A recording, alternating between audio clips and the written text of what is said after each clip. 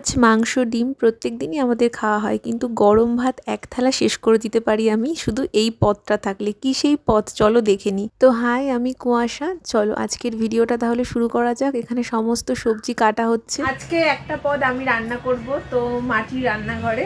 তো তোমাদের আগে দেখাই কিভাবে সবকিছু গুছিয়ে নিয়েছি। মা সকালে মাটির রান্নাঘরটাকে ভালো করে লেপে দিয়েছে, তারপর সমস্ত কিছু কিন্তু সুন্দর করে সাজিয়ে নিয়েছে। ওর মা উনুন ধরাচ্ছে, উনুন ধরাতে যেহেতু আমি পারি না, তারপর কড়াইয়ে হালকা একটু জল দিয়ে বরবটিগুলো সেদ্ধ করে নিল। বরবটিগুলো সেদ্ধ হয়ে যাওয়ার পর সেগুলোকে নামিয়ে নিয়ে ভাত বসিয়ে দিল। আর এদিকে আমি লঙ্কা, রসুন আর ধনেপাতা আর সেদ্ধ করা বরবটিগুলোকে শিলনোড়ায় ভালো করে বেটে নিচ্ছিল।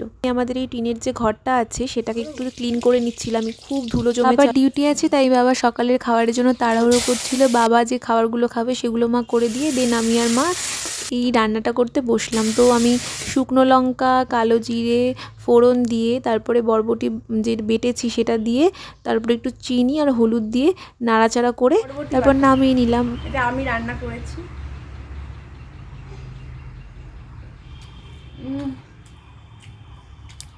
যে কোনো বাটাই আমার খুব প্রিয়। তোমাদের কার কার ভাল লাগে জানিও। আজ তাহলে আসি।